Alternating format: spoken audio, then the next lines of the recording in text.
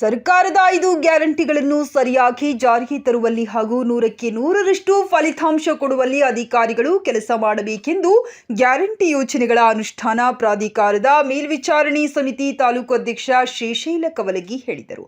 ಮಂಗಳವಾರ ತಾಲೂಕು ಪಂಚಾಯಿತಿ ಕಾರ್ಯಾಲಯದಲ್ಲಿ ನಡೆದ ಗ್ಯಾರಂಟಿ ಯೋಜನೆಗಳ ಪ್ರಗತಿ ಪರಿಶೀಲನಾ ಸಭೆಯ ಅಧ್ಯಕ್ಷತೆ ವಹಿಸಿ ಮಾತನಾಡಿದರು. ಗೃಹಲಕ್ಷ್ಮಿ ಯೋಜನೆಗೆ ಸಂಬಂಧಿಸಿದಂತೆ Aadhaar card, ration card, KYC ಸೇರಿದಂತೆ ತಾಂತ್ರಿಕ ಸಮಸ್ಯೆಗಳನ್ನು ಬಗೆಹರಿಸಿ ಫಲಾನುಭವಿಗಳು ಲಾಭ ಸಿಗುವಂತೆ ಮಾಡಬೇಕೆಂದು ಹೇಳಿದರು.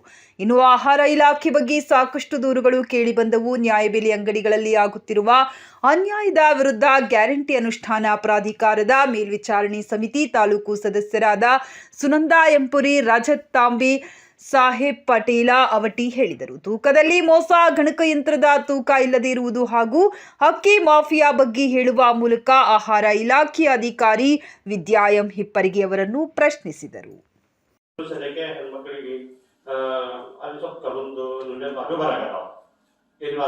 ಇಲ್ಲ, ನಂಬರ್ ಮ್ಯಾಚ್ ಆಗತ್ತ ಅಂತ ಹೇಳಿ ಅದಕ್ಕೆ ನಮ್ದೇನು ಉದ್ದೇಶ ಸರ್, ಈಗ ನಮ್ಮ ಹಳ್ಳಿಗಳದಾಗ ಆಗಿರ್ಬೋದು ಜನಸಂಬಂಧ ನಾವು ವಿಚಾರ ಮಾಡ್ಲಕ್ಕೇನು ಗೃಹಲಕ್ಷ್ಮಿ ಅಮೌಂಟ್ ಜಾಸ್ತಿ ಅಂದ್ರೆ ಜಾಸ್ತಿ ಜನಕ್ಕೆ ಯಾರಿಗೇನು ತಪ್ತಾ ಇಲ್ಲ.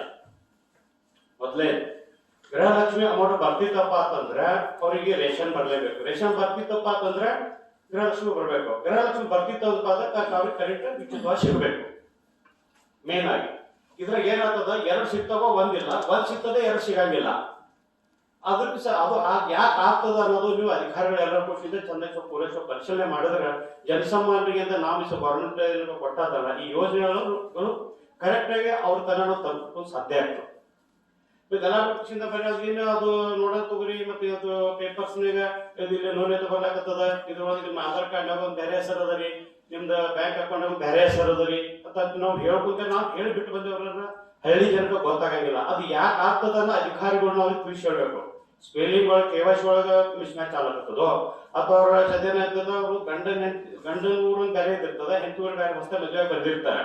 ಅವ್ರು ಚಾಂದ್ಕೋಟಿ ಇತ್ತಪ್ಪ ಅಂತಂದ್ರೆ ಅವ್ರ ಅಡ್ರೆಸ್ ಹಚ್ಚಾಯ್ತದ, ಹಚ್ಚಾಯ್ತಪ್ಪ ಚಾಂದ್ಕೋಟಿ ಇದ್ದಿರ್ತದ.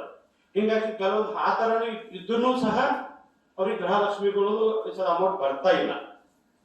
ಕರೆಂಟ್ ಬಿಲ್ ಇಂದ ಏನಾಗತ್ತದ, GST ಕಟ್ತಾರೆ, ಕೆಲವೊಂದು ಟ್ಯಾಕ್ಸಸ್ ಅದ, ಅವ್ರು ಎಷ್ಟು ಮಟ್ಟಿಗೆ ಟ್ಯಾಕ್ಸ್ ಕಟ್ಲಾಕತ್ತಾರ, ಎಷ್ಟು ಮಟ್ಟಿಗೆ GST ಕಟ್ಲಾಕತ್ತಾರ ಅದನ್ನ ನಾವು ಪರಿಶೀಲನೆ ಮಾಡ್ಕೋಬೇಕಾಗ್ತದೆ. ಕೆಲವ್ರು ಏನದು ಇಲ್ರಿ, ನಿಮ್ಗೆ ಸದ್ಯಕ್ಕೆ ಟರ್ನ್ ಓವರ್ ಭಾಳ ಆಗತ್ತದ, ನಿಮ್ಮ ಆಸ್ತಿ ಭಾಳ ಅದ, ನಿಮ್ಗೆ ಗೃಹಲಕ್ಷ್ಮಿ ಬರಂಗಿಲ್ಲ, ನಿಮ್ಗ ಕರೆಂಟ್ ಬಿಲ್ ಬರಂಗಿಲ್ಲ ಅಂತ ಕೆಲವ್ರು ಹೇಳ್ತಿರ್ತಾರೆ. ಅದಕ್ಕೆ ಅವರು ಅರ್ಜವಾದ ಆಧಾರ ಅಥವಾ ಆಗಿಲ್ಲ.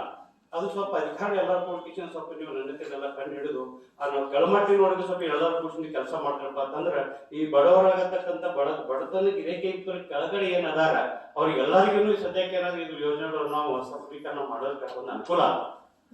ಅದಕ್ಕೆಲ್ಲ ಅಧಿಕಾರಿಗಳು ಇದ್ರ ಬಗ್ಗೆ ಸ್ವಲ್ಪ ಚಂದಾಗಿ ಕೂಲಂಕಷವಾಗಿ ಪರಿಶೀಲನೆ ಮಾಡಿದ್ರೆ ಬಹಳ ಚಲೋ ಅಂತೇಳಿ ನನ್ನ ಅನಿಸಿಕೆ.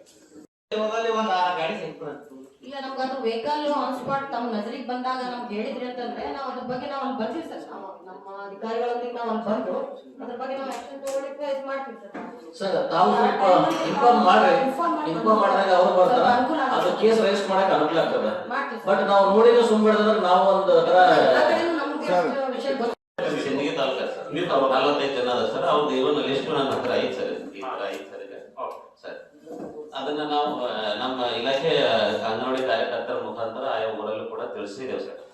ಆದ್ರೆ ತಾಲೂಕು ಹುಬ್ಳಿ ವೈಸ್ ಪಂಚಾಯತಿ ವೈಸ್ ತೆಗಿಬೇಕಪ್ಪ ಅಂದ್ರೆ ಅದಕ್ಕೆ ಏನ್ ಬೇಕು ಸರ್? ಅದು ಲಾಗಿನ್ ನಮ್ಮ ಹತ್ರ ಇರಲ್ಲ ಸರ್, ಡಿಸ್ಟ್ರಿಕ್ಟ್ ಆಫೀಸ್ನಾಗ ಅದ ಸರ್. ಅದು ಆಕ್ಚುಲಿ ನಾವು ಒಟ್ಟು ಟೋಟಲ್ ಲಿಸ್ಟ್ ಕೊಟ್ಟಿದ್ದಾರೆ ಸರ್. ನಾವು ಅದು ಬೈಫರ್ಕೇಶನ್ ಮಾಡಿ ನೀವು ಗ್ರಾಮ ಪಂಚಾಯತ್ ವಾರು ಮಾಡ್ಕೊಡು ಅಂದ್ರೆ ಮೀಟಿಂಗ್ ಕರಿತೀವಲ್ಲ, ಇನ್ನೊಂದು ಮೀಟಿಂಗ್ ಕರಿತೀವಲ್ಲ, ಆ ಟೈಮಿಗೆ ಪ್ರತಿ ಸರಿ ಏನ್ ಮಾಡೋಣ, ಪ್ರತಿ ಒಂದು ಪಂಚಾಯತಿ ವೈಸ್ ನಾವು ಕೊಟ್ಟು ಎಸ್ ಸರ್ ಪಂಚಾಯತ್ ವೈಸ್ ನಾವೇನ್ ಮಾಡ್ತೀವಿ, ಪ್ರತಿ ಪಂಚಾಯತಿನ ವಿಸಿಟ್ ಕೊಟ್ಟು ಆ ವಿಸಿಟ್ ನೋಡ್ಲಿಕ್ಕೆ ಎಲ್ಲ ಸದಸ್ಯರು ಮತ್ತು ಅಧ್ಯಕ್ಷರು ಮುಂದೆ ಕುಂದಿಸ್ಕೊಂಡು ಅವ್ರ ಗ್ರಾಮ ಲೆಕ್ಕದೊಳಗೆ ಏನಂತ ಗ್ರಾಮ ಸಭೆ ಅಂತ ಮಾಡಾಕತ್ತೀವಿ ಸರ್.